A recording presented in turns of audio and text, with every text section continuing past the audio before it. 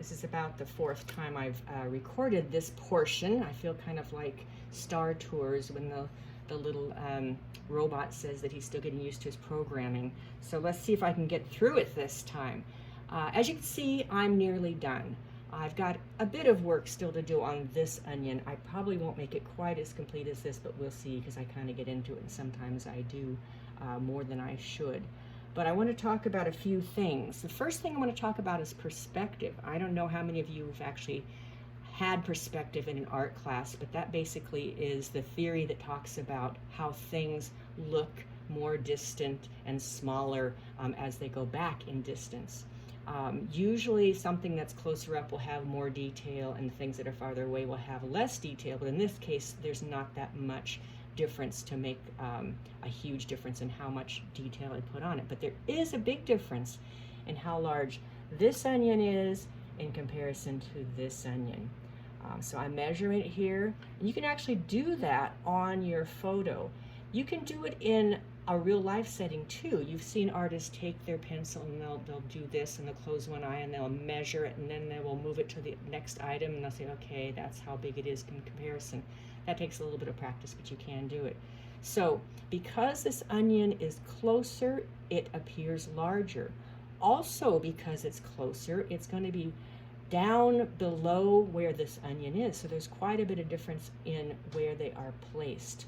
Also, because this onion is overlapping, it gives the viewer a sense of space. And that's really important because, again, we are tricking people with this. It doesn't really exist on this paper, but we're making it appear to exist on this paper. So you need to look at your placement and your shapes. Again, negative space, that's very, very important. If you were to really scrutinize my drawing, you are going to discover I put this garlic a little bit too close to my onion. It doesn't make that much difference because, again, we don't know who this garlic's mother is, and she's not going to care if I don't do it quite right. But it does get more important when we're working with something that you don't want to have too much variation in. One more thing I said is shade the direction that things go. That might have been a little bit confusing because this is a round onion. So you do want to shade some of it going around, but it's got a second thing that happens with it, and that's this texture. We've already talked about how you don't want to make it look like a pumpkin, so these little lines shouldn't be too far apart and too distinct because they're just a little bit of texture and a little bit of color difference. But you can easily make that by shading the direction that you see those shapes go. And then some of them you're going to accent, and other ones they're just going to be barely there. That is very evident in this darker onion because that onion had a much darker skin, and because the skin is dark, it also has stronger highlights. You have to plan for that. So when I do this onion that is not completed yet, I'm going to shade this direction. Also, if you were to scrutinize my original underdrawing, my gestural drawing at the beginning, you would discover that I had this too high, and I changed that in order to make it come out where it needed to be. The tendency is to want to put it right in the middle, and that actually isn't very interesting. So I looked at the way this little form happens here, because you've got the skin back here, and that's the little sprout that hooks on to the fringy stuff here. So look at your shapes. Don't just draw what you think an onion looks like. Really look at what's happening. This onion is this onion. This onion, I have to tell you, is quite tasty because it's now in my black bean soup. So thank you, onion, for serving us well. I started out using the color photo, but now I have transitioned to the black and white photo. You can't do that when you have something live in front of you as easily. I mean, you can take a photo of it and change it, but I gave that to you so that you can look at the way the values really work. Now, there's an advantage and a disadvantage to doing that. The advantage is, I just hit the camera. The advantage is that you can actually see the values, how they work. You can zoom in on those things, which can be really helpful because when you work, especially with this, you want to make sure that you're adding in the shadows and not making something that is light dark on your image. But the disadvantage is that you get a little bit fussy because this is what I have done here. I tend to want to make everything exactly as it is, and I really enjoy that because, as I said, I like to put together puzzles, and this is sort of a puzzle for me. But sometimes you can get a little bit too tight with that. So be careful not to get so involved with all those details, because you don't need to express them exactly as they are, but you can give the idea of them without getting too fussy. Yes, there are those who do really, really extreme photorealist drawings, but you don't necessarily need to do that. You can if you want, but I don't think most of us are going to do that. But you want to give the idea. So this is really just an idea of those folds. It's not going to be exact. This, I don't want it to be exact. On the cloth in front, I want it to kind of recede into the background and not be as important as this, because the subject of this is the bag and the onions and the garlic. Notice as well how I have put this together. Your eye follows in a flow. Whenever you are composing something, which I've already done for you in this case, you want to make sure that you have two things happening. One is unity. This becomes a unit, but the other is diversity. This little guy is not sitting right against this because it adds diversity.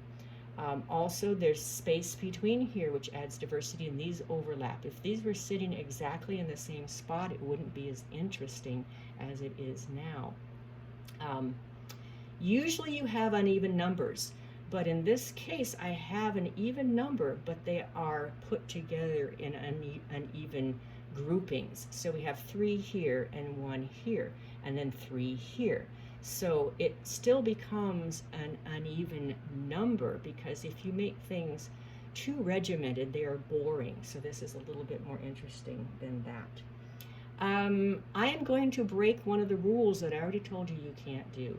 I do not want you to smudge anywhere in here, but in the background where you've got that light cloth, I'm going to be okay with you smudging a little bit. You just want to give it a sense of being something that holds this in place, because otherwise it just floats in space. So like along here, when you put a little on there, if you smudge it a bit, I'm okay with that. But be careful when you smudge not to just make everything the same value. So I'm probably not going to do too many more videos in with this, but I will have a little recap at the end. So now I'm going to work. It's really hard for me to work because my arm can't stretch that far. So anyway, I hope that you have started your own drawing by now. And remember, again, you start by putting the whole underdrawing down in a very gestural way, which is exactly what I did, because then you can make corrections like I had to do here. But if I had made these lines as dark as they are now at the beginning and I decided, well, this isn't in the right place, I wouldn't be able to correct it as easily. So that's the reason why we start with an underdrawing that is light until right, and then we pick it from our subject and stick it onto our paper or canvas when we get into painting. Voila, it is done. I had a really good time drawing this. I hope that you do too. I hope that you challenge yourself to see things in a different way and to really try to solve the mystery of value. I want to talk about a couple of things before I end this. First of all, just to remind you that I honestly did just use this Ticonderoga pencil the whole time, even the eraser on the back. So these can be really good tools. Later on, we will work with other types of pencils, but I'm trying to, again, get you to know how to make that pencil express the values by your control with how hard you press and how much you put on. A couple of things that I wanted to remind you about. In the PowerPoint I gave you, we talked about reflected highlights, but I didn't really show you what those were here. You can see them, especially along the bottom of the onions, in the shadow. That highlight reflects from the light that's on the cloth, and it bounces up onto the object that is sitting on top of the cloth. In this case, this is pretty close to what you really see. There's a little bit down here. This one, I actually added more highlight. Any idea why I did that? I know I can't hear your answers, but that is because these two values were so similar that I was beginning to lose the shape of the onion. So I wanted to pull that onion off visually from the bottom, so I had to add the highlight a little bit more intensely than it really is. Over here in this area where the garlic is sitting, the little piece of garlic, it got very confusing. And if you get confused with something like that, you have two choices. You can do what I did and just kind of guess at it and give something that looks like a garlic piece, but not really be too concerned about it. Or put the garlic in, but you don't necessarily have to include this. But remember, if you take something out, then you're going to have to make sure that this shadow corresponds with the shape of the garlic above it. So, as I said before, you can edit and take a few things out, but I still want you to give most of what is there. I'd also said that I was going to let everything fade at the bottom, and I ended up not doing that as much as I would have liked to, and that is because this onion and this garlic are so close to the bottom of the composition, probably closer than I really should have done it, but again, I wanted it to be big enough for you to see. So if I had faded this here, it would just look unfinished. But I have faded a little bit at the bottom. I wasn't too concerned about finishing this all the way off at the bottom of the page. And in fact, this fringe is just stated at the bottom, and I'm not even giving it too much detail. I do want to talk a little bit about the fringe altogether. You don't necessarily have to include the cloth or the fringe, but it will make things look just a little bit more finished. So if you do put the cloth down, just think about shadows and don't be too worried about making it completely accurate. I really just hinted at most of this cloth here. And you'll note that the fringe appears lighter in value than the cloth, even though it's all green. That is because it's a different texture. And don't worry that you don't have every single fringe go in quite the same direction as you see it.